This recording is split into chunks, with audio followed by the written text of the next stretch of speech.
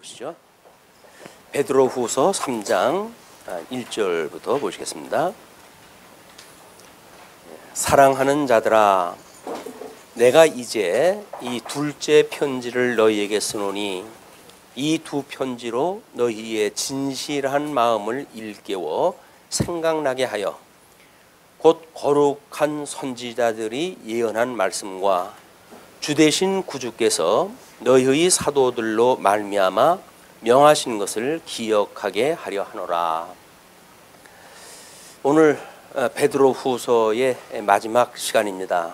그러므로 우리 베드로가 그동안 구약 성경과 또는 이제 예수님하고 공생의 생활을 함께 할 때 그런 몇몇 가지의 전제를 한번 생각을 해볼까 합니다. 왜냐면 베드로는 일단 어부 출신이었어요. 사람을 낚는 어부가 이제 되게 하시겠다고 하는 약속을 받고 하나님 앞에 부름을 받았습니다. 주님 앞에 부름을 받았는데 공생애를 하다가 공생애에 아주 충실한 공부를 갖다 했기 때문에 예수님한테 신앙 고백을 하기를 주는 그리스도시고 살아계신 하나님의 아들이십니다 라고 하는 신앙 고백을 갖다 했을 때 예수님께서 이 신앙 고백 위에다가 음부의 권세가 무너뜨리지 못하는 교회를 세우시겠다고 약속을 갖다 해주신 바가 있습니다. 그리고 요한복음에 보니까 사도 베드로는 예수님한테 예수님께서 성령이 오시게 되면 너희들에게 그 보혜사 성령께서 내가 가르쳤던 모든 말들을 기억나게 하겠다 라는 그런 그 교육을 받았어요. 성령이 오시게 되면 우리 이 보혜사께서 우리 예수님이 공생의 시간을 통해 가지고 제자들한테 일러줬던 모든 교훈에 대하여 기억나게 하시겠다 이렇게 이야기를 했습니다. 그리고 부활 후에 보니까 이제 우리 베드로 뭐 이런저런 거 다 잊어버리고 생업을 찾아가지고 다시 이 고기를 낚으라고 이제 갔어요. 갔더니 예수님께서 거기에 이제 나타나십니다. 그러면서 열심히 고기 잡는 아이들한테 좀 고기 좀 가지고 올라와라 해놓고는 숯불에다가 고기를 펴놓고 고기를 굽고 떡을 굽고 해가지고 아침 조반을 준비를 했다 하고 계셔요.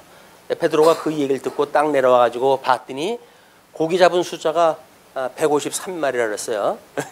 우리 모나비 그 볼펜에 나와져 있는 숫자입니다. 그러니까 153이라고 하는 그 고기가 잡혔다고 하는 이건 실질적으로 계수가 되어졌다는 이야기니까 그게 역사적 사실이라고 하는 걸 우리 강조를 갖다 하게 되어지는 거죠.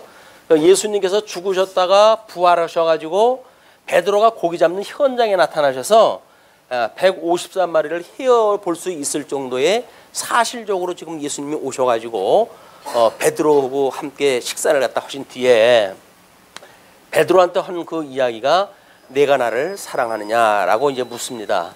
물론 이 베드로는 예수님이 그 십자가에 못 박아 죽임을 당하게 되어지는 그런 그 위기에 예수님을 모른다고 거부했던 부정했던 그런 그 사람이기도 하지요.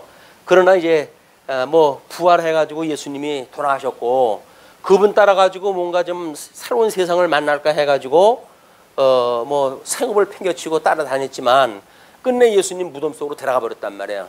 그리고 할 수 없이 자기 생업을 찾아가게 되어지는 이런 건 나약한 우리 베드로, 자연인다운 베드로, 베드로에게 예수님께서 내가 나를 사랑하느냐고 이 사랑을 묻습니다.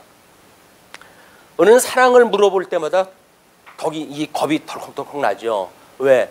사랑을 하게 되면 뭔가 사랑의 대가를 치러야 된다는 그 압박감이 있어요. 그래서 누구든지 나를 사랑한다고 그러면 제발 나를 사랑하지 말아달라고 이렇게 이야기를 하거나 아니면 사랑을 하느냐 안 하느냐 종주목을 대기도 하고 이렇게 되어지는데 이 사랑을 예수님이 묻습니다. 그랬더니 베드로 겁먹은 소리로 내가 주님을 사랑하는 줄 주께서 아시지 않습니까? 라고 3번을 반복을 하다 한 뒤에 예수님께서 내 양을 먹이라고 이렇게 이야기합니다. 내 양을 먹이라. 그리고 내 양을 치라 이렇게 이야기했어요. 이게 부활하셨던 예수님께서 우리 베드로에게 주었던 이야기입니다. 물론 이제 예수님이 요한하고 베드로가 함께 있을 때 너는 거꾸로 십자가에 못 박혀 죽어야 되겠다고 하는 그런 그 예언도 했고, 그 요한에 대한 어떤 그런 예수님의 칭찬에 조금 시기심 어린 말로 묻지요. 그럼 나는요? 라고 이야기했다 했더니 내가 다시 올 때까지 요한이 살아있다고 한들 너하고 뭔 상관이냐, 이렇게 이야기를 하셔요. 그러니까는 모든 성도의 관계는 하나님하고의 일대일의 관계지 다른 사람하고의 관계가 아니라고 하는 걸 끊임없이 예수님께 지도하다 하신 끝에 내 양을 먹이라고 이렇게 이야기를 합니다. 근데 이런 부활 후의 사건이지만 우리 예수님이 계셨을 때 이런 일이었어요. 요걸 이제 아마 기억을 했던 그런 베드로가 복음을 증거하는 증인의 역할을 아주 충실하게 하지 않았습니까? 성령이 오시기 전에는 예수와 한편이 아니냐라고 했던 작은 그런 여종의 말에 예수님을 저주하는 자리까지 이르렀지만 성령이 오시고 성령의 감동을 받고 그리고 죽음을 내대고 복음을 증거하기 시작을 했던 것이 베드로의 대반전의 역사였습니다. 성령 그 세례 받기 전과 후에 대한 그런 변화였었는데, 이때는 성령이 오시기 전이에요. 성령이 오시기 전에 이 말씀을 했는데 아마 이거대로 우리 성령이 오신 뒤에 이런 모든 말씀이 기억났을 거야. 주님께서 나에게 3년 동안 공생애를 통해 가지고 지도하고 교훈했고 당신이 구약에서 언약되어진 메시아라고 끝없이 가르쳐 주셨던 그 진리의 말씀을 기억을 해냈을 겁니다. 그러니까 이제 이 양떼를 먹이는 일에 목숨을 걸고 그 일을 했겠죠. 자, 그런데 이제 우리 지난 시간까지 1장 2장서부터의 그 내용을 보면 지금은 사도 베드로가 봤을 때 사도 베드로에게 복음을 들었던 성도들이 여기서 말했던 음부의 권세에 특별히 이제 거짓 선지자가 등장하다 해가지고 성도들을 왜곡시키는 현상들이 일어나니까 편지를 써가지고 이제 교훈하다 한 겁니다. 그래서 너희들이 진리 위에 굳게 서지 않으면 호시탐탐 끊임없이 이 거짓 선지자들이 등장을 하니까 너희들은 말씀으로 해가지고 이 하나님의 말씀을 무장을 갖다 해라. 이렇게 이제 교육을 다 했던 내용이란 말이에요. 왜냐하면 우리 예수님께서 지금 우리들한테 우리 하나님께서 영광의 이제 우리 광채로 해가지고 예수님을 보내주셨고, 그리고 몸을 직접 입고 이 땅에 오셔가지고 하나님께서 친히 오셔가지고 이것이 우리 예수 그리스도가 오신 거란 말이에요. 그래서 우리한테 아주 신비로운 그런 은혜로 해가지고 영원한 그 생명과 그리고 우리로 하여금 이 덕으로 살아가는 경건이 무엇인지 이거를 신비로운 힘으로 우리한테 주셨다고 그랬어요.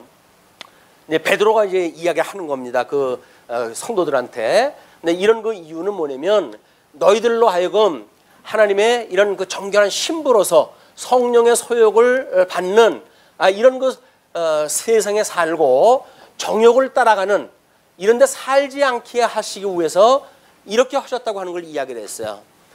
우리 주님께서 너희에게 이거를 선물로 주셨다. 왜? 이거는 왜 이러이러한 이유 때문에 주셨다고 이제 이야기를 했단 말이에요. 이렇게 이야기를 해놓고 내가 지금 너희들한테 사랑하는 자들아 이렇게 이야기를 하잖아요.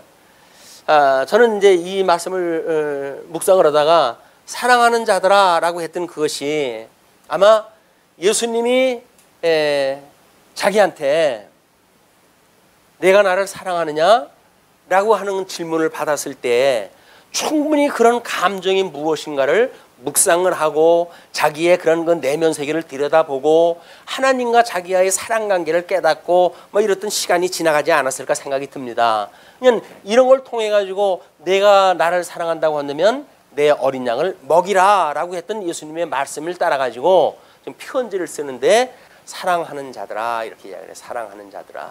이 사랑하는 자들아 라고 하는 그 이야기는 예수 그리스도로 인해 가지고 하나님과 원수되어졌던 관계에서 회복되어진 자들아 그런 그 이야기죠. 성도가 된 자들아 그런 그 이야기입니다. 그러니까 이제 내가 이 둘째 편지를 너에게 쓰노니, 그러니까 첫 번째 전서도 보냈고 이번에 두 번째 이제 후서를 보내는데 너에게 그걸 쓰노니 이 두 편지로 너희의 진실한 마음을 일깨워 생각나게 하여. 우리의 이 마음을 일깨운다는 이야기는 성도들이 이런 정욕에 따랐던 우리 육신의 소욕에 있었을 적에는 우리들의 마음이 세상을 향했던 마음이에요. 그걸 우리가 하나님의 양대 언약을 상실했던 마음이라고 이렇게 이야기를 했습니다. 상실한 마음에 우리는 내어버려 두었던 상태. 그러나 우리 주님께서 우리의 마음을 회복을 시켜주셨잖아요. 이걸 우리가 회개라고 그랬어요. 하나님을 향하여 돌아선 마음. 그러니까 세상을 따라서 살기를 좋아하던 마음을 가지고 살던 사람이 예수님을 믿음으로 해가지고 하나님의 선한 뜻이 무엇인가를 끊임없이 바라보고 살아가는 성도가 되어졌단 말이에요. 이렇게 마음이 달라진 그런 그 자들에게 이야기를 하죠. 이런 마음을 일깨워서 내가 너희들한테 그동안에 가르쳐 주었던 이야기들, 그를 생각나게 해서 곧 거룩한 선지자들이 예언한 말씀과 그리고 주 되신 그리스도께서 너희의 사도들로 말미암아 명하신 것을 기억하게 하려 하노라. 이 사실은 우리 예수님께서 하셨던 그 말씀은 예수님이 오시기 전에 모든 구약의 이야기예요. 이 구약 성경의 이야기. 우리가 2장에서는 이거를 사사로이 풀지 말라고 이렇게 이야기를 했습니다. 왜냐하면 구약 성경은 오실 메시아에 대한 그 언약의 내용이기 때문에 메시아에 대해서 이야기를 갖다 해야지 자꾸 뭐 복 받는 이야기 여기서 뭐 다른 이야기를 또 하면 안 된다는 이야기거든요. 근데 이 사람들이 자기의 어떤 그런 목적을 이루기 위해 가지고 성경을 사사로이 푸는 사건들이 자꾸 만들어지니까 베드로는 성경을 사사로이 풀지 말라고 이렇게 경고를 갖다 한 바가 있어요. 그리고 우리 예수 그리스도가 이제 오셔가지고 복음을 가르쳐 주셨는데 예수님의 부름을 받아가지고 이 사도들에 의해 가지고 복음이 증거되어진 내용들이죠. 예, 너희의 사도들로 말미암아 명하신 것을 기억하게 하려 하노라. 그냥 결국은 신구약 성경 전체를 기억나게 하시겠다 그 이야기예요. 물론 베드로가 있었을 때 신약 성경이 완성되지 않은 상태입니다. 물론 뭐 쪽 편지가 서로 오고 가고 했었고 본문에서 이야기하는 것처럼 이제 사도 바울의 편지의 왕래도 익히 알고 있는 베드로의 입장에서는 이것이 어떤 서신이라고 하는 그런 그 입장에서 편지를 썼지 이걸 내가 구약 성경과 같은 정경을 만들 거야 라고 했던 야심 같은 게 없던 사람이에요. 그냥 성령의 감동을 받아가지고 편지를 다 쓴 것뿐입니다.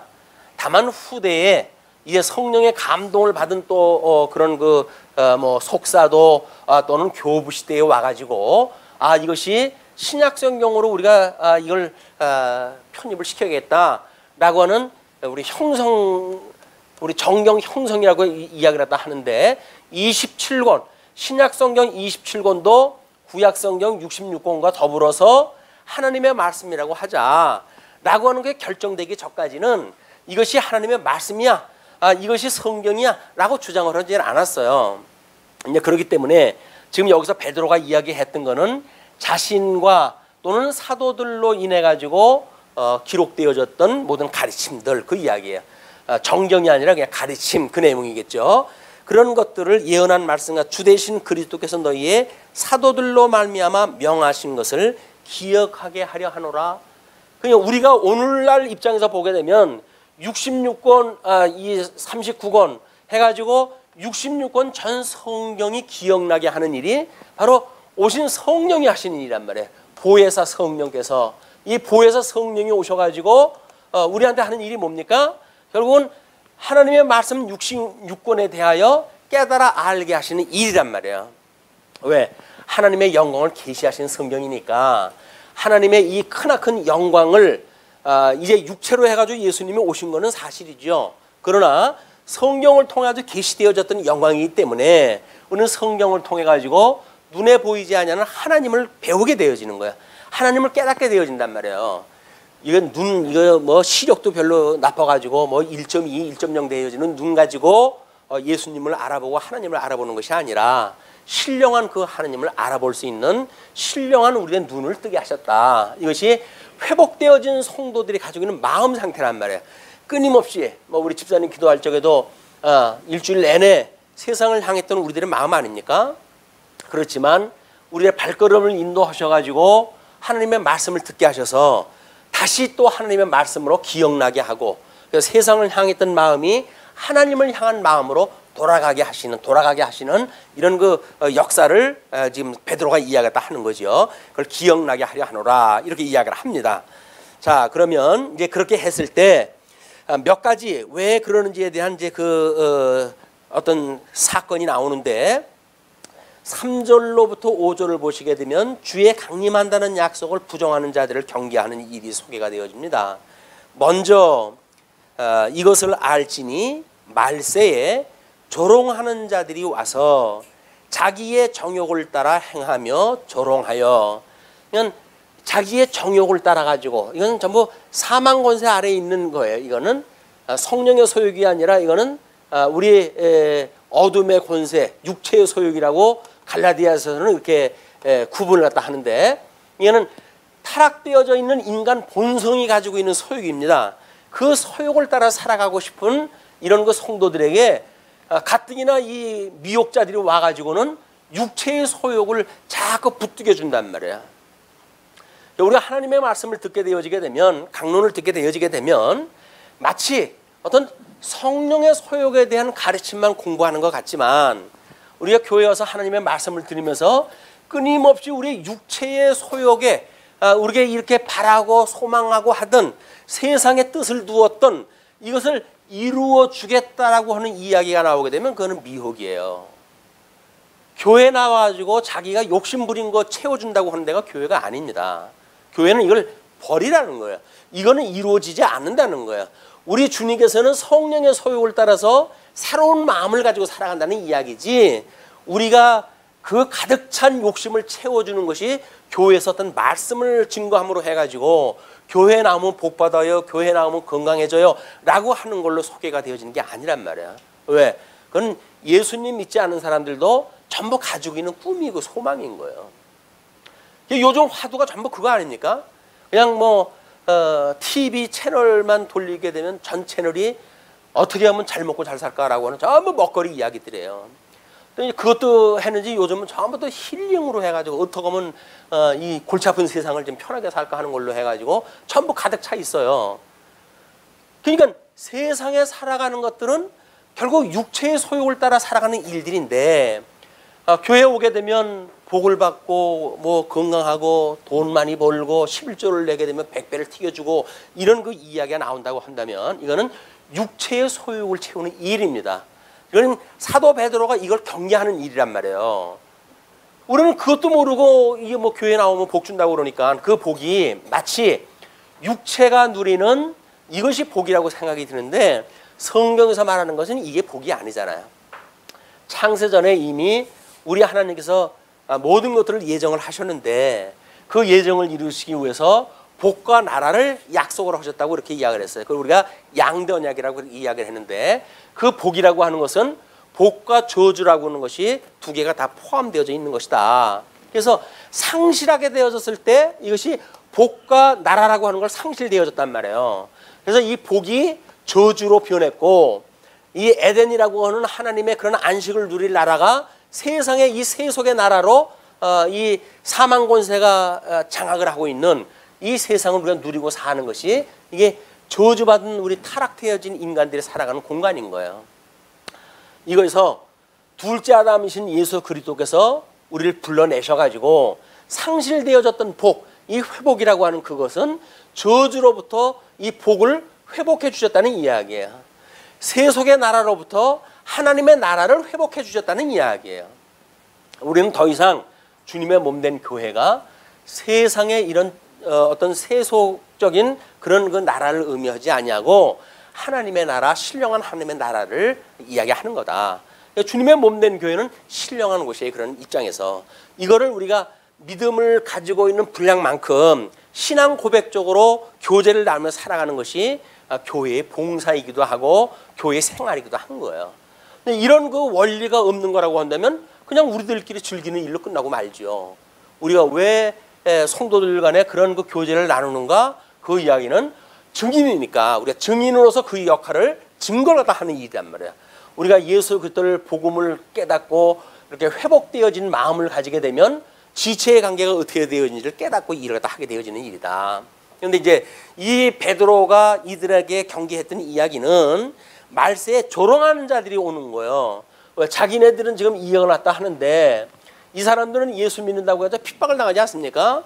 그러니까 야 예수 믿는다고 해가지고 그 짓 털려면 무엇으로 예수를 믿냐? 수제 예수 안 믿는 게 낫지 라고 해가지고 조롱을 갖다 하는 거야. 비웃는 거예요. 예수를 믿는다고 해가지고 무슨 밥이 들어가냐 뭐가 들어가냐 왜 그러고 사냐 라고 이야기했다 했을 때 우리는 답이 없으면 그러게 말이야 난 교회 오면 뭐 복이라도 주는 줄 알았지 라고 우리가 생각하는지 모르죠. 근데 우리는 예수를 믿게 되면 남은 고난을 채우라는 거 아닙니까? 그걸로 신앙 고백을 삼으라는 거 아니겠어요? 세상의 걸 추구하지 말고 오히려 이 세상으로부터 욕을 당함으로 해가지고 나는 예수 그리스도와 한몸 되어진 성도야 라고 하는 거를 예수 그리스도 고난에 참여함으로 해가지고 우리가 증인의 역할을 하는 거란 말이에요. 그런데 이 육체의 소유로 살아가는 이런 거를 이제 그 미혹자들이 조롱을 갖다 해가면서 공격을 갖다 하니까 이르되 주께서 강림하신다는 약속이 어디 있느냐? 우리 성령께서 우리 성령께서는 예수님의 재림이 약속됐다고 했어요. 왜냐면 이 예수님이 부활 승천하시기 전에 세 가지 약속이 있다고 그랬죠. 성령 강림, 그리고 땅끝 전도, 그리고 예수 그리스도의 재림. 이 세 가지가 약속이 되어진 거 아니겠어요? 그런데 사도행전을 보시게 되면 성령 강림과 전도 땅끝까지 증거되어질 거는 예수님이 약속을 했어요. 그리고 예수님이 승천했다 해버리셨거든요. 그러니까 사람들이 이제 예수님 올라가는 하늘만 전부 쳐다보고 있으니까 천사가 등장했다 해가지고 너희들 뭘 보고 있냐 지금? 응? 왜 하늘을 쳐다보고 있느냐? 이제 그분께서 너희들이 보듯이 올라간 그 모습대로 내려오실 거야. 다시 오실 거야. 라고 하는 재림 약속은 천사가 해줬거든요. 그러니까 이 사람들의 이야기가 일견 뭐 이런 걸 가지고 공격을 하게 되면 야 예수님이 올라가실 때 그 세 가지 약속 다 했어? 두 가지만 했잖아. 나머지는 천사가 이야기한 거야. 그게 무슨 하나님의 말씀이야. 라고 이야기를 하게 되면 우리 혹할 수 있는 거예요. 여기서.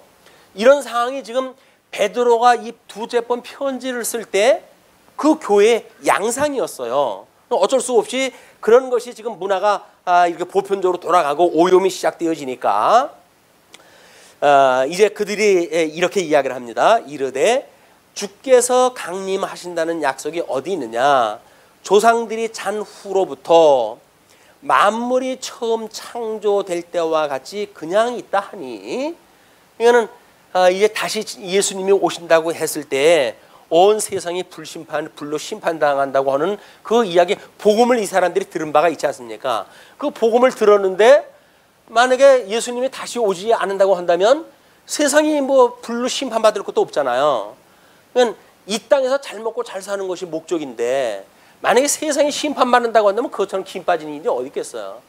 그 자들이 야 우리 조상들이 끊임없이 죽어갔지만 그 이야기 아니에요. 우리 조상들이 잔 후로부터 만물이 처음 창조될 때와 같이 그냥 있다. 뭐 세상 바뀐 게 뭐가 있냐.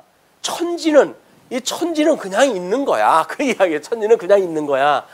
뭐 이런 그 사상을 가지고 있는 자들이 지상 낙원을 주장하는 자들이기도 해요. 하나님의 하나님의 나라가 지상에서 이루어진다고 하는 걸 이야기를 하는 거죠.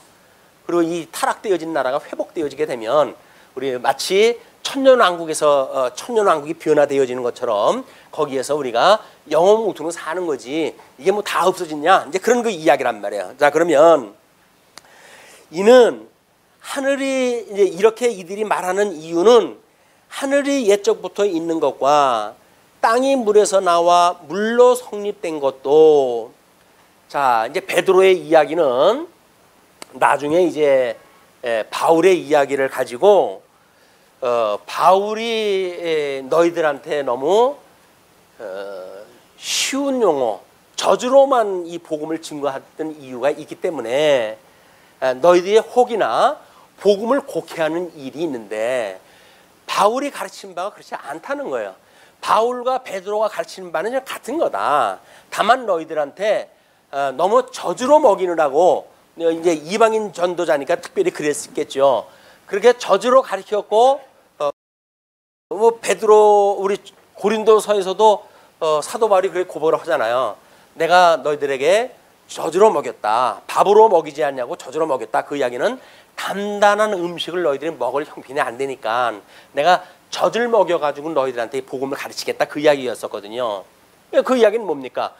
이 세상이 심판되어지고 이 육체가 어떻게 살아가고 야고보서로부터 우리 히브리서, 야고보서, 이 베드로서까지 이르기를 끊임없이 믿음이 없는 행위는 죽은 거고 너희들은 이런 거 행위가 열매로 있는 것이고 라고 하는 걸 이야기하다 해버리니까 마치 바울의 이야기와 자기네들의 이야기가 다른 것 같잖아요. 일반 서신을 썼던 히브리서 또는 야고보서, 베드로서라고 하는 내용과 우리 바울이 썼던 내용과 다른 것 같아가지고 이렇게 보이지만 그렇지 않다. 다 같은 내용이다. 베드로는 우리 바울은 다만 너희들한테 잘못 이렇게 연한 식물로 먹였기 때문에 너희들이 그것을 잘못 오해가 되어져 가지고 망하는 자들이 있다 그 이야기죠. 그래서 어떻게 보게 되면 바울이 3층 천까지 올라갔다 온 사람 아니에요. 그 계시를 다 본 사람 아니에요. 그럼에도 불구하고 너희들은 이거 이야기도 몰라. 그러니까 나중에 그걸 알 때가 올 테니까 내가 그 이야기는 생략하겠다. 이렇게 이야기를 했어요. 그런데 지금 베드로가 이야기하는 건 뭡니까? 여기서 하늘이 옛적부터 있는 것, 땅이 물에서 나와 물로 성립된 것, 이 이야기는 어디까지 거슬러 올라가야 돼요? 창세기 1장까지 거슬러 올라가야 되는 거예요. 이것까지 이야기하기에는 이 바울이 설명하는 그런 그 방식으로 해가지고는 너무나 어려운 거죠. 그냥 베드로가 그걸 이제 이야기를 합니다. 자, 그러면 우리가 베드로의 어떤 그런 그 생각을 더듬어 가지고 거기까지 한번 창세기 1장으로 거슬러 올라가 보죠. 자, 하나님께서 태초에 뭐를 했다고요? 천지를 창조했다고 그랬어요. 그런데 이 천에 대한 거는 그다음에 이야기가 없어요. 그죠? 천지를 창조했다. 근데 이 땅의 상태가 어떻게 됐다고요? 공허하고 혼돈하고 이 공허하고 이제 이건 다음 걸 설명하기 위해서 이렇게 바꾸게 순서를 혼돈하고 공허하고 혼돈하고 흑암이 깊음 위에 있었다 이렇게 이야기를 했단 말이에요. 근데 하나님께서 빛이 있으라 하매 빛과 어둠으로 해가지고 나누셨다고 그랬어요. 이게 첫째 날이에요. 그렇죠? 태초에 하나님이 천지를 창조하시니라. 근데 그 땅은 그래요. 이 땅의 상태는 공허하고 혼돈하고 흑암이 깊음 위에 있었다. 이 상태예요. 처음에 천지를 만들어 놓으신 상태. 그때 주님께서 빛이 있으라 하며 빛과 어둠이 나눠진 거예요. 그 이미 이 빛과 어둠이라고 하는 그런 권세, 우리가 여기서 끊임없이 이거는 어둠의 권세고 빛의 권세고 라고 하는 걸 끊임없이 이야기를 하잖아요. 이거는 창세기 1장에 보게 되면 첫째 날 이미 만드신 영역 속에 이미 빠져져 있는 거예요. 그러니까 이 어둠이라고 하는 건 여기서 상실되어져 있는 저주받은 사람들이 살 곳이고, 이 빛이라고 하는 곳은 다시 회복되어진 사람들이 살 곳을 빛으로 되어진 곳이란 말이에요. 그래서 천국과 지옥은 이미 영원하신 하나님 나라에서 다 이루신 거예요. 그러니까 우리가 뭐라고 기도를 했다 합니까? 주님께서 가르쳐준 기도가 우리가 창세전에 이제 하나님의 이 뜻이라고 그랬어요. 작정하신 뜻, 만사 만물을 작정하시고 예정하셨는데, 그러니까 하나님의 뜻이 그래요. 하나님의 뜻이 하늘에서 이루어진 것처럼 그리고 이 땅에서도 이루어지다라고 이야기를 하잖아요. 이미 하늘에서는 하나님의 뜻이 다 이루어진 거예요. 이걸 우리가 영원한 언약 성취라고 이렇게 이야기를 하는 거예요. 우리의 하나님께서는 이미 영원한 언약을 하셨고, 이 영원한 언약은 영원한 성취를 해가지고 완성이 되어진 거예요. 이제 이거를 하나님께서 우리한테 계시를 갖다 하는 걸로 이제 보여주신단 말이에요. 자, 그러면 둘째 날 하나님께서 어떤 일을 갖다 해가시죠?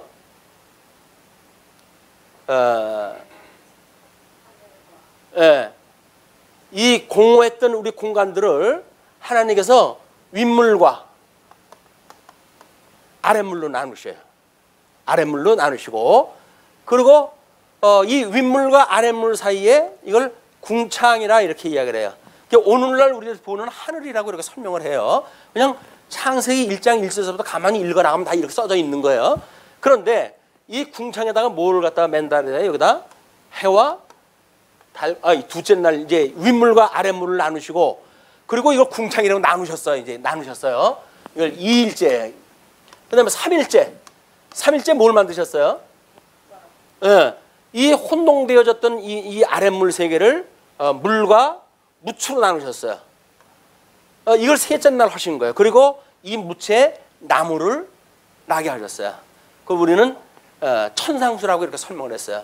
이걸 그래서 이 셋째 날까지를 우리가 천상계를 창조하신 섭리라고 이해를 다 한 거예요. 자, 그러면 똑같이 이제 넷째 날 하나님께서 이렇게 궁창으로 만들었던 이 공간에다가, 하늘이라고 칭했던 이 공간에다가 해와 달과 그다음에 별과 그리고 시간과 절기와 이런 걸 만들으셨다 그랬어요. 넷째 날. 그러니까 우리가 보고 있는 이 우주 공간이라고 하는 건 몇째 날 만든 거예요? 넷째 날 만든 거예요, 이게. 근데 일반 종교에서는 뭐라 그래요? 일반 종교나 뭐 우리 자연과학이나 다 이 태양서부터 있는 이 우주가 영원하다고 믿는 거 아니겠어요? 그러니까 성경의 구조는 그렇게 되어진 게 아니에요. 해와 달과 별이라든지 이런 건 넷째 날 만든 거예요. 셋째 날까지 만들었던 거는 신령한 천상의 세계를 하나님께 만드신 거다. 그런데 넷째 날 이 해와 달과 별과 시간과 절기와 이런 것들을 만드시고 다섯째 날이 되어지니까 하나님께서 뭘 만드셨다고요? 여기에 이제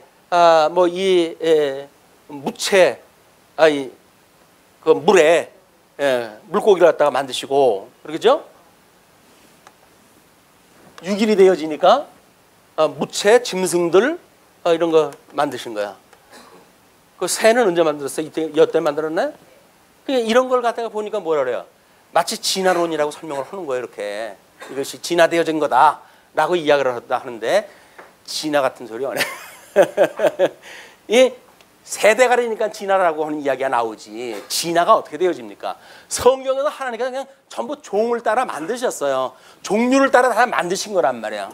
자, 이렇게 되어지고 여기다 사람을 만드시고, 이 사람에게 하나님께서 언약을 하신 것이, 언약을 갖다 하셨어요. 이제 우리 6일날 만들어 가지고 아담에게 하나님께서 뭘 갖다 해요? 복을 주시고, 그 다음에 생육하고 번성하고 땅을 정복하고 그리고 다스리라 라고는 이 두 가지 약속을 다 하셨단 말이에요.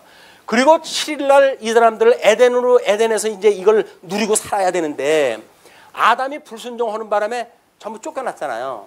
쫓겨났기 때문에 6일날까지 만들어놨던 그런 그 모든 것들, 이런 것이 저주받은 가운데 이게 좀 바뀌어버린 거예요.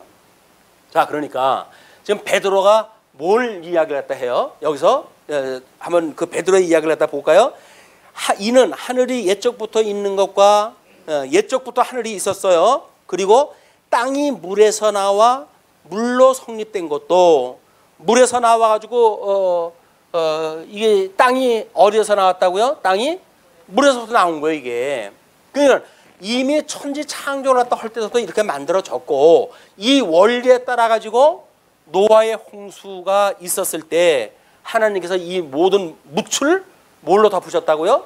물로 덮어버린 거예요. 물론 이 궁창을 열고 여기서 뭐 물을 쏟았죠. 해가지고 이 묻을 갖다 물로 심판을 갖다 했던 그런 성경의 역사가 있지 않습니까? 이건 1장서부터 창세기 1장서부터 11장까지의 전체 내용이 이렇게 실체적으로 언약했던 것을 어떻게 실체적으로 심판하는지에 대한, 그리고 거기서 어떻게 예표적으로 구원의 역사를 갖다 하는지, 이걸 노아의 방주를 통해서 큰 그림을 갖다 보여줬단 말이에요. 그러니까 그 이야기예요. 이제 물로 성립된 것도 하나님의 말씀으로 된 것을, 이게 전부 하나님의 말씀으로 지어졌잖아요. 빛이 있으라 하며 빛이 있었고, 이게 전부 말씀으로 지었는데, 그들이 그 이야기죠. 하나님의 말씀으로 된 것을 그들이 일부러 잊으려 함이로라.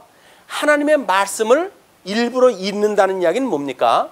자기네들 생각대로, 자기네들의 이성이 수용되는 대로, 믿고 싶은 대로 이 이야기를 만들어 간다, 그 이야기예요. 왜? 하나님이 성경에 말한 걸 안 믿으려고 그래요, 우정. 그냥 이 사람들이 하나님이 물론 믿음을 안 주니까 못 믿지만 그들은 열심히 안 믿어요. 요즘 뭐 그 TV 광고에 그러더라고요. 아무것도 안 하고 싶다. 그리고 더 적극적으로 아무것도 안 하고 싶다. 뭐 이렇게 이야기했다 하더라고요. 송장으로 살고 싶다. 그 얘기. 송장으로 살고 싶다. 우리가 이쪽으로 사는 거야말로 여기서 안식을 누린다는 이야기는 여기서 쉼을 얻는다는 거 아니겠어요? 근데 아이러니하게도 이쪽에 남아져 있는 육신은 뭐예요? 죽도록 충성하는 일이에요, 이게. 우리 신령한 안식을 누린다고 하는 그 이야기는 여기서 죽도록 충성하는 일이라고요. 근데 우리는 이거 뭐 안식이라고 하는 걸 여기서 뭔가 어디 뭐 힐링이나 뭐 하고 뭐 여행이나 이렇게 즐기면서 이렇게 보내면 뭐가 쉬우는 것 같잖아요. 이 100년, 이 100살을 살아가야 되는데 어떡하냐. 그래도 이런 노후를 갖다 준비를 갖다 해가지고 아름다운 여행이나 하면서 노후를 즐기자. 여행이라고 하는 것이 특별히 어떤 노동하는 거고 다를까요? 똑같아요. 여행 스케줄을 맞추려면 아침 일찍 일어나야 되고요. 거기에 또 뭐 스케줄이나 맞추려고 그런다면 설레발에 치고 그 조사를 따라다녀야 돼요. 그렇게 따라다녀가지고 뭘 하시겠다고요? 뭐 달라진 거 있나요? 평상시 살던 거고 똑같이 그러고 사는 거라니까요. 그냥 정욕으로 산다고 하는 것이 어떠한 것인지 우리가 실체를 들여다보지 않으면 허튼 거 가지고 우리가 여기서 꿈을 꾸고 사는 거예요. 그게 아니다.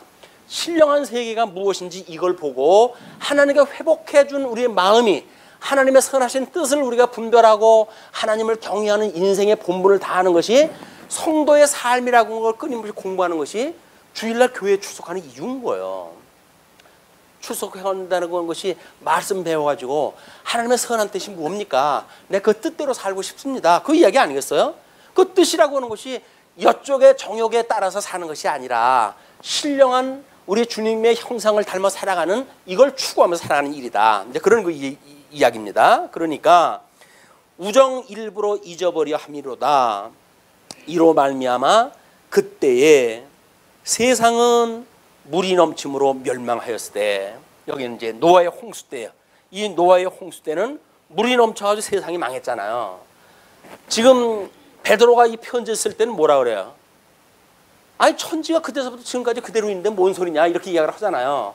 그런데 이미 노아 때만 본다고 하더라도 물로 다 심판이 되져가지고 그때 있었던 모든 인류가 심판을 받았어요.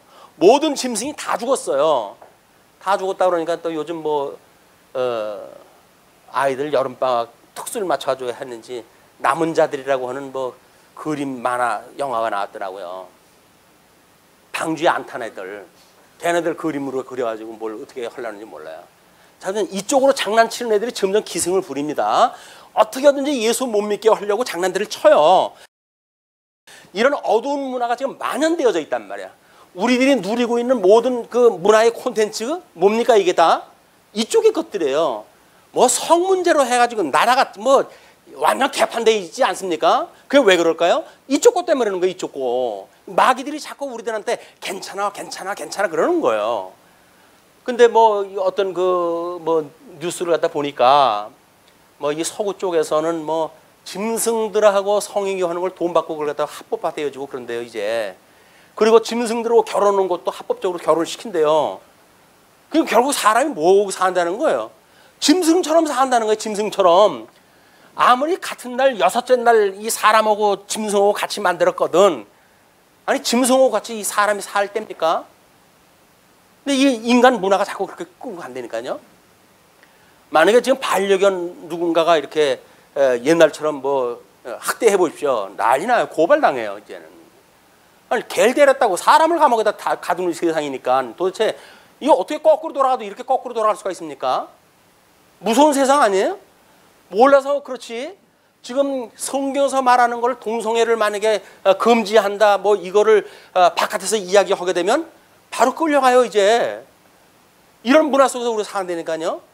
하나님 말씀대로 믿을 수가 점점 없는 세상을 세상이 만들어 간단 말이에요. 왜? 인간의 그런 어떤 자율적인 인간주의라고 하는 그런 것들이 인본주의라고 하는 그 극치가 결국은 하나님을 대적하는 세력으로 점점 강화되어져 가는 거예요. 바벨탑 이 노아의 홍수가 있은 뒤에 바벨탑 사건으로 해가지고 모든 사람들을 흩으셨잖아요. 우리 이쪽에 살고 사는 사람들을 이 사람들이 전부 바벨탑을 쌓는 사람들의 지금 인간들이 가지고 있는 꿈을 키워가는 세계가 있다니까요. 그거에 우리도 모르게 발을 디디고 함께 살고 있어요. 근데 만약에 노아가 여러분 이제 여 물로 심판이 있습니다. 빨리 이 배를 만들고 함께 탑시다. 라고 했을 때 우리는 그래요? 라고 우리가 이야기를 해야지. 야, 대명천지 밝은 세상에 무슨 비야, 비는. 라고 해야 농담으로 여긴 사람들은 다 죽었어요, 그때. 다 심판당했어요. 그럼 불심판으로 할 때도 마찬가지 아닙니까? 베드로가 지금 불로 심판이 옵니다, 여러분들. 그러니까 이들의 말에 미혹되면 안 됩니다. 라고 이야기를 하는 거거든요. 그런데 불로 심판은 무슨 땅이 불로 심판을 받냐. 이런 이야기로 가면 우리는 다 멸망받는 자리에 동승하게 되어지는 일이란 말이에요. 자, 우리는 2000년 전에 그 사랑하는 자들, 사랑하는 자기의 그 어린 양을 먹이라고 했는데 그 양들에게 주는 그 복음을 듣는 겁니다. 베드로는 1년, 2년 뒤가 되면 죽어요. 이제 없어요. 내가 죽더라도 너희들이 내가 이렇게 일러줬던 말 기억했으면 좋겠어 라고 하는 일심을 가지고 지금 이걸 전하는 거예요. 내가 죽더라도 너희들 성령이 오시게 되면 이 성경의 말씀을 기억나게 하신다고 했으니 내가 일렀던 말씀도 너희들 기억나게 할 거야. 그러니까 미혹자들이 아무리 너희들을 미혹한다고 할지라도 여기 빠지면 안 돼. 이건 너 멸망의 길이다, 그 이야기입니다. 그러니 이로 말미암아 그때의 세상은 물이 넘침으로 멸망하였을 때 이제 그때하고는 다른 거예요. 물심판하고는 다른 겁니다. 세상 끝날에 있는 심판은 하늘과 땅은 그 동일한 말씀으로 불사르기 위하여 보호하신 바 되어 경건하지 아니한 사람들의 심판과 멸망의 날까지 보존하여 두신 것이니라. 이쪽에서 이 사람들은 만약에 지금 아니 그때서부터 있었던 세상이 그대로 있는데 무슨 심판이란 말입니까? 라고 이야기를 하지만 그거는 하나님께서 지금 보호를 갖다 하고 있는 거란 말이야. 보호를 갖다 하고 있는 것이지 하나님께서 이것이 너희들이 생각하는 것처럼 그냥 영원 뭉토록 있는 땅이기 때문에 그냥 있는 게 아니야 라고 하는 걸 이야기를 하는 거죠. 그러면서 누구든지 그의 말씀을 지키는 자는 하나님의 사랑이 참으로 그 속에서 온전하게 되었나니, 자기도 지금 이 말씀을 깨닫고 온전한 사람이 되어져 가서 이 자기 사랑하는 자들에게 편지를 다 보내는 거 아닙니까? 너희들도 그 이야기죠. 그의 말씀을 지키는 자는 하나님의 사랑이 참으로 그 속에서 온전하게 되었나니 이로써 우리가 그의 안에 있는 줄을 아노라. 우리가 어떻게 안다고요? 이런 그 모습을 가지고 우리는 이 안에 있는 것이 아니라 예수 그리스도와 한 몸 되어진 사람들이야.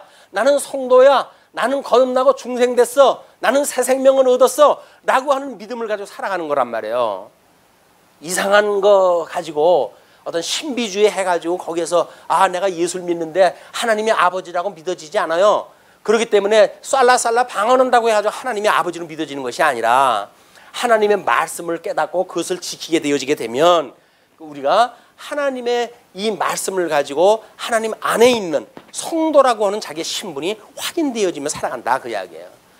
그러면 믿음의 열매가 없으면서 나는 예수 믿어요? 전부 부도예요. 열매가 없는 쭉쟁이가 무슨 나무가 열매를 갖다 맺을 수가 있습니까?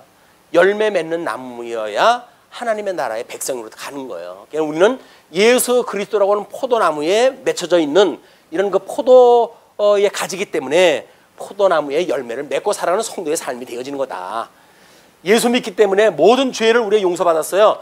그렇기 때문에 이제는 이렇게 살고 저렇게 살고 우리 하나님께서 신경 안 씁니다. 라고 만약에 말하는 자들이 있다고 한다면 그걸 우리가 뭐라 그랬어요? 구원파라 그래요. 구원파. 한번 구원받은 사람은 영원히 멸망받지 않는다. 맞아요. 근데 구원 받았어요? 이 사람들 구원 받았는데 그 얘기를 했다고 합니까? 아니, 구원 받은 척 하는 거예요. 자, 그 뒷이야기 갖다 한번 보시죠. 이러므로 이런 게 앞에 설명을 하고 하나님의 자녀들과 마귀의 자녀들이 드러나나니, 이쪽에 하나님의 자녀, 이건 하나님의 자녀예요. 이쪽에 사는 사람들은 마귀의 자녀예요. 마귀의 자녀. 드러나나니 무릇 의를 행하지 아니하는 자나 또는 그 형제를 사랑하지 아니하는 자는 하나님께 속하지 아니하니라. 어디에요? 요한일서로 넘어갔어. 예. 그렇게 하면서 이제 8절에 이야기가 이렇게 되는 거죠. 8절에 보존하여 두신 것이라 해놓고 8절 사랑하는 자들아 주께는 하루가 천년 같고 천년이 하루 같다는 이 한 가지를 잊지 말라. 천년이 하루 같고 하루가 천년 같다는 얘기는 또 뭐예요? 그러니까 이 영원한 세계라고 하는 그거를 이 계시세계로 보여줬을 때 넷째 날, 다섯째 날, 여섯 날째 시간을 만들었잖아요. 그러니까 시간과 그 다음에 공간과 형상과 라고 하는 이런 그 문제는 넷째 날 이후에 만들어지는 공간들이에요, 이게.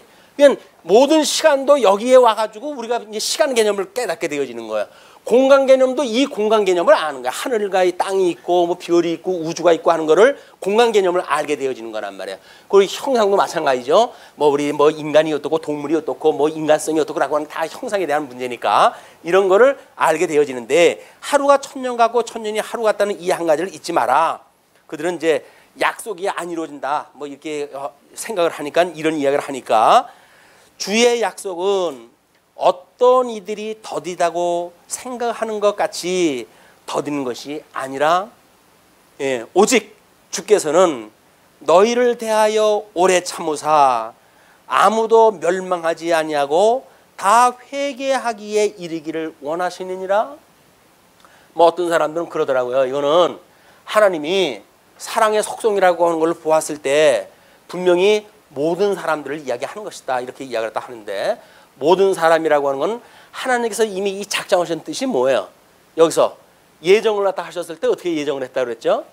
그리스도 안에서 선택받은 자가 있고 그리스도 바깥에 유기되어진 자가 있는 거예요. 이걸 예정을 하셨어요. 이 예정을 이루셨고 이걸 이루시기 위해서 복과 저주의 약속을 갖다 하셨고 또 이루시기 위해서 저주받은 자는 영원히 멸망시키기 위해서 하나님께서 저주 가운데 두신 거 아니에요? 사망권세 두신 거 아니에요? 그 중에 특별히 몇 사람만 우리 둘째 아들이신 예수님을 통해 가지고 구원에 이르게 했다. 나머지 사람들은 다 저주 가운데 살아가게 내버려 두신 거예요. 이 유기가 버려버렸다 그 이야기 아닙니까? 이 죄악 세상에 그냥 버려둔다 그 이야기예요. 누구만 구원하고 예수님을 믿는 성도 몇 사람만 구원하다 해내시는 거예요.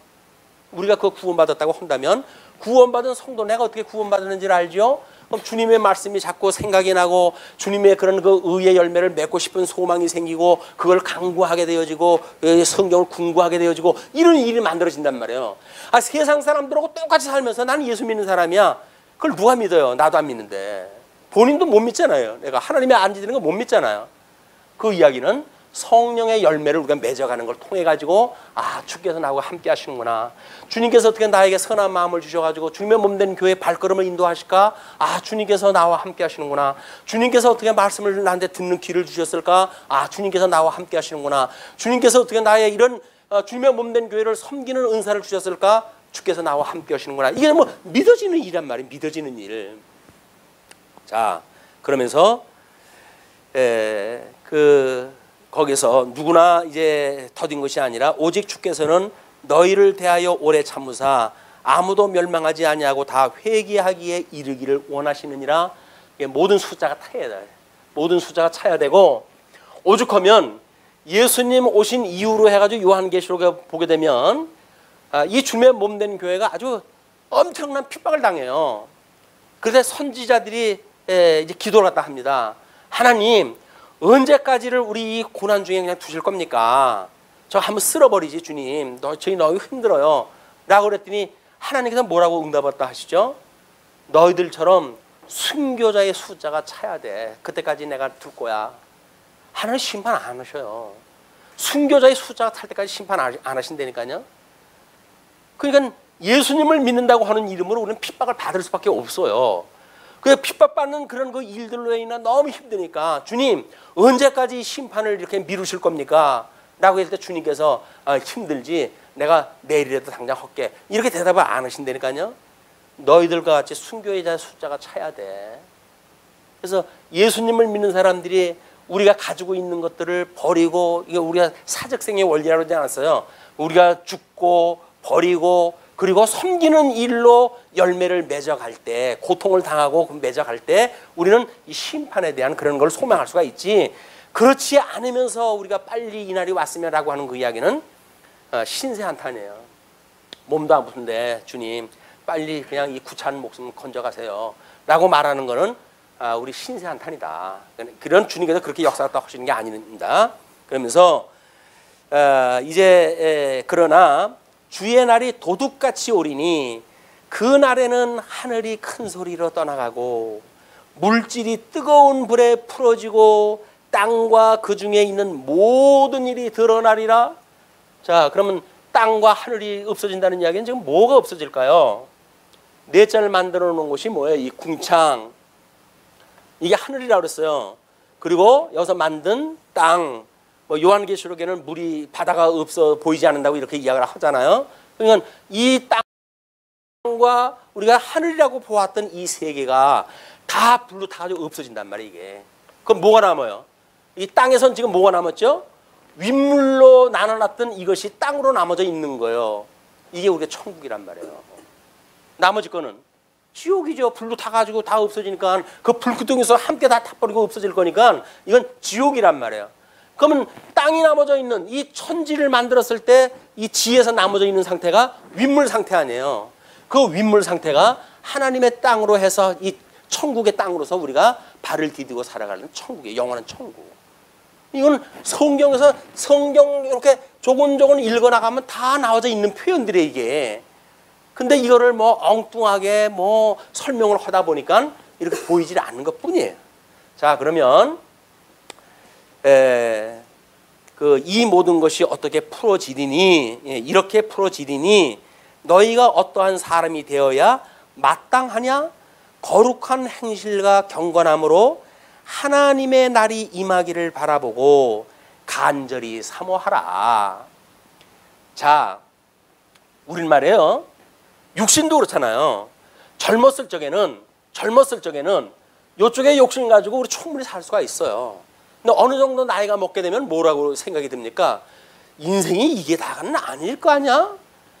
설마 인간이 이게 다라고 한다면 내가 이렇게 무섭게 땀을 흘리고 수고해야 될 이유가 도대체 뭐야?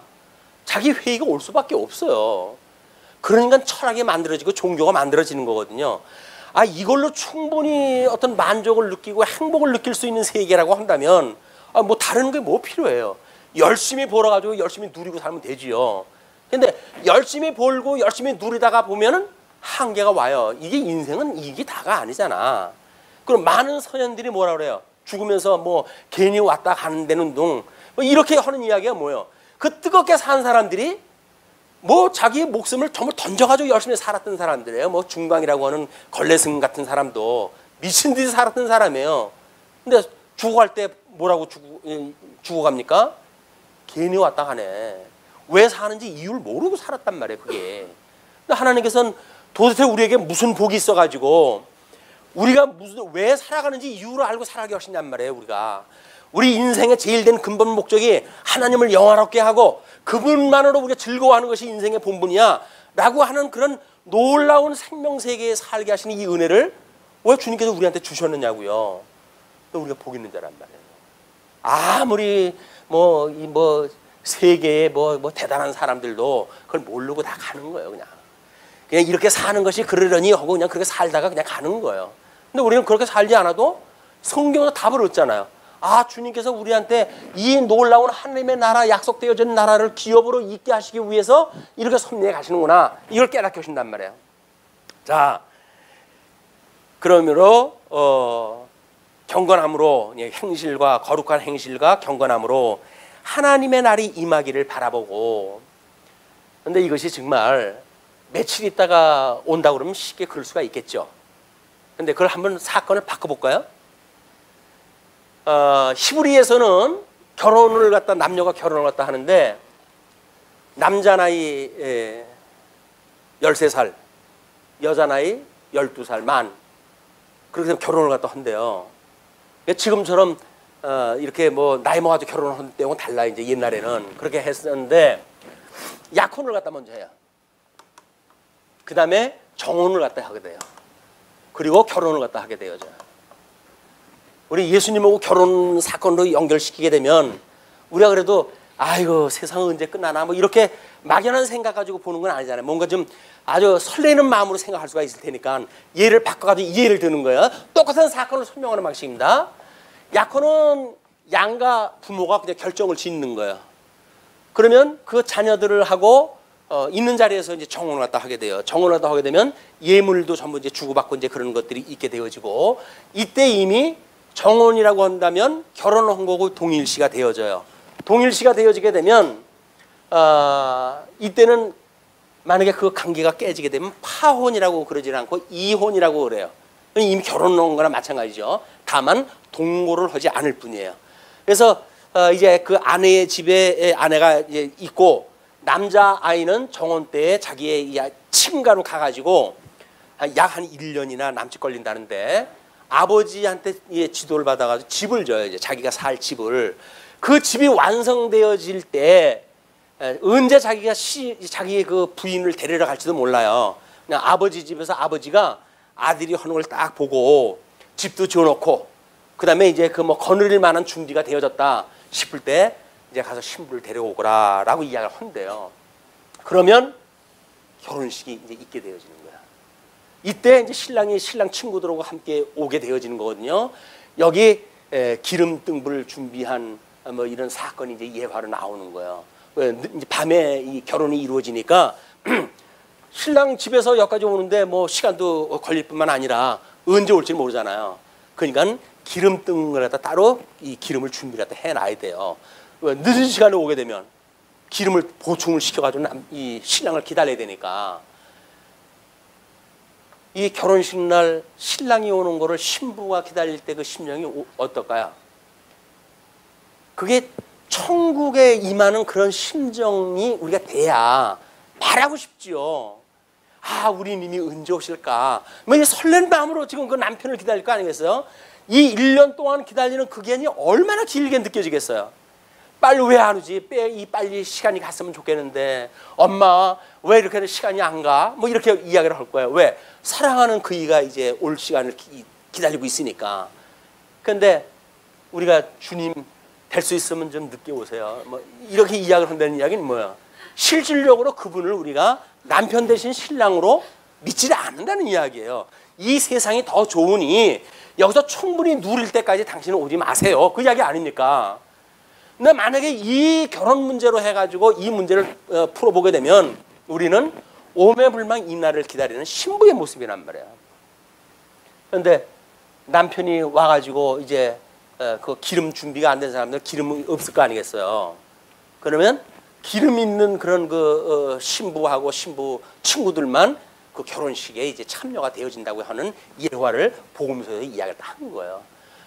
이게 놀라운 사건입니다. 결혼이라고 하는 문제가 하나님과 이 예수님과 우리가 한 몸 되어 있는 결혼의 문제 이야기하는 거 아니겠어요?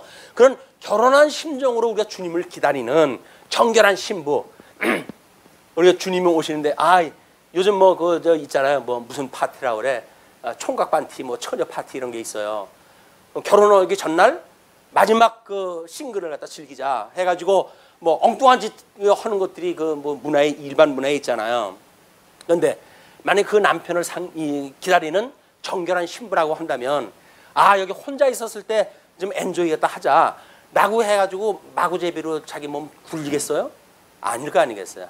어떻게든지 사랑하는 님하고 함께 살기 위해 가지고 자기를 경건의 모습으로 달랠 겁니다. 여기 지금 그 얘기가 다 하는 거예요. 그날이 도둑같이 오리니 그날에 하늘이 11절 이 모든 것이 이렇게 풀어지니 너희가 어떠한 사람이 되어야 마땅하냐. 거룩한 행실과 건강함으로 하나님의 날이 임하기를 바라보고 간절히 사모하라. 진정 너가 예수 그리스도의 신부라고 믿고 산다고 한다면 간절히 그날을 기다려라. 그 이야기죠. 하나님의 날이 임하기를 바라보고 간절히 사모하라. 그날에 하늘이 불에 타서 풀어지고 물질이 뜨거운 불에 녹아지려니와 우리는 그의 약속대로 의가 있는 곳인 새 하늘과 새 땅을 바라보도다. 새 하늘과 새 땅이 어디예요? 여기서 말하는 새 하늘과 새 땅이 첫째 날 만들었던 천지, 여기에서 요 집 가운데 요 위에 제일 위에 윗물로 되어진 이 세계, 이것이 새 하늘과 새 땅으로 우리한테 이제 내려오는 거예요. 아버지가 우리 살 집이 다 완성되었다고 믿어졌을 때 우리 예수님을 보낼 거예요. 우리한테 너 집 준비 다 되고 신부 데려올 준비 다 됐으니까 가서 우리 말로는 재림이죠. 가가지고 너희 신부들 다 데려와라. 라고 했을 때 이 새하늘과 새들이 우리 예수님이 준비하셨던 그 집이에요. 우리 하나님 앞에 그 집을 바칠 때가 온다고 그러지 않습니까? 그 집에 우리가 영원뭉토록 그분하고 함께 사는 거예요. 누구와? 사랑하는 그녀와 함께 천년 만년 억년 만년 여기서 누리고 영원뭉토록 사는 거예요. 그걸 사모하시고 싶은 마음이 이 베드로는 간절히 가져라. 간절히. 그러면서 우리는 이제 새 하늘과 새 땅을 바라보도다. 그러므로 사랑하는 자들아 너희가 이것을 바라보노니 주 앞에서 점도 없고 흠도 없이 평강 가운데서 나타나기를 힘쓰라. 우리 성도가 믿는 것은 여전히 믿음으로 사는 겁니다. 이걸 누가 이렇게 해간다고 믿음으로 살아간다고요? 주님께서 주신 것을 주님께서 이루어 가시는 열매라고 믿는 믿음으로 우리가 그걸 맺고 살아간단 말이에요. 이렇게 돼야 우리가 사니까 열심히 우리가 예쁘게 하고 살자라고 하는 걸로 우리가 하게 되면 그걸 우리가 주님께서 겉멋 뿌리지 마. 이렇게 겉멋 뿌리지 마. 외모로 그 모양을 뿌리는 건 아무 소용이 없단 말이야. 주님께서 어떻게 정말 우리 말도 못한 죄인인 우리를 불러내서 주님의 경건의 모습을 닮아가게 하시고 성령의 열매로 하여금 이렇게 아름다운 지체를 만들어 가십니까 주님? 라고 하는 믿음으로 열매가 맺는 것, 그걸 이야기를 하는 거예요.